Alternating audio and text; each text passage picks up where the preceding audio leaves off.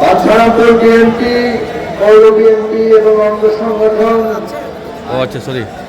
সর্বস্তরের নেতা কর্মীরা আজকে এখানে একত্রিত হয়েছেন।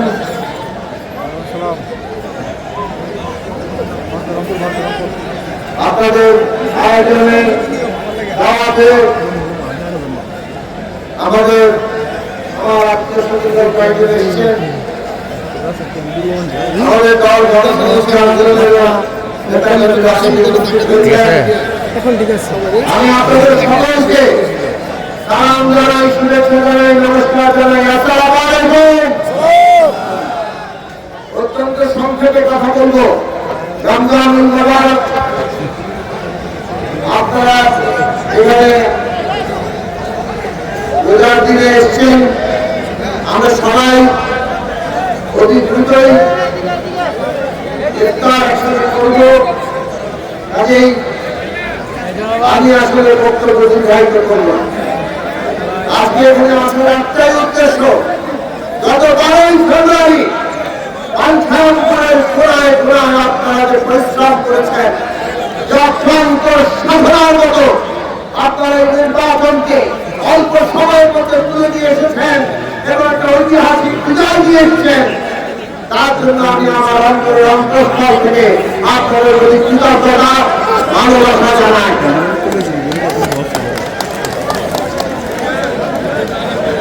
আপনারা আরেকটি কারণে আমার ভালোবাসা এবং কৃতজ্ঞতা জানবেন। আমরা ওয়াদা দিয়েছিলাম পান্থানপুরে একটা সুস্থ, অবাধ এবং গ্রহণযোগ্য নির্বাচন হবে। আমরা শক্ত করে বলতে পারি, একটি ভোটও জালিয়াতি হয় নাই, একটি ভোটও এখানে কোনো রাজনীতি কিংবা ব্যালট স্ট্যাম্পিং হয় নাই। আমরা বিএনপি নেতা কর্মীরা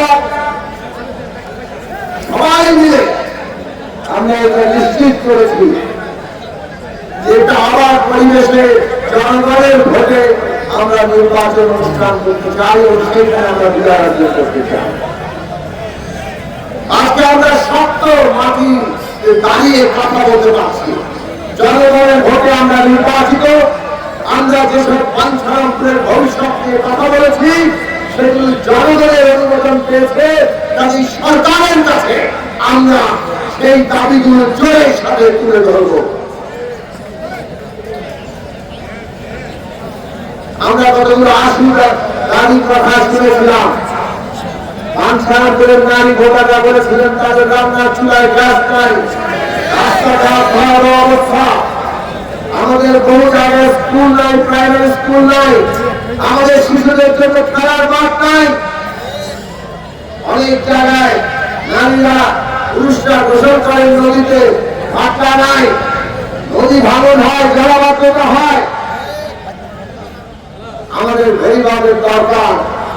এইসব আশু দাবি যারা মানুষ এখন ভুগছেন সেইগুলোর সমাধানের কথা আমরা অঙ্গীকার করেছিলাম।